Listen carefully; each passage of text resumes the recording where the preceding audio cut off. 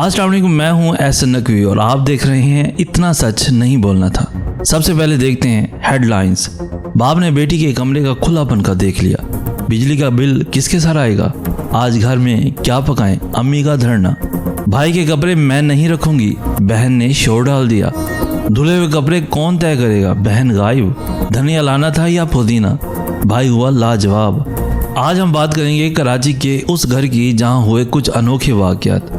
बाप ने बेटी के कमरे का खुलापन का देख लिया। कहने लगे बिल मैं नहीं भरूंगा।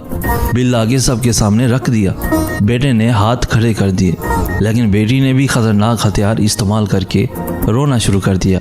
आज घर में क्या पकाएं? माँ ने धरना दे दिया। कहने लगी मैं डिसाइड नहीं करूंगी। रोज रोज की चकचक से तंग आकर खिचड़ी पका दी। भाई और बहन ने स्लिम्स लाकर खाना खा लिया, लेकिन बाप को दही और खिचड़ी पर ही गुजारा करना पड़ा। बहन ने भाई के कपड़े अलमारी में रखने से मना कर दिया। कहने लगी कि ऐसा नालायक बेटा पैदा ही क्यों किया। माँ की फ्लाइंग चप्पल से 2 बच्चे जख्मी। बाप बेखबर सोता रहा। कमरे में फैले हुए कपड़े देखकर माँ का ब्लड प्रेशर हाई।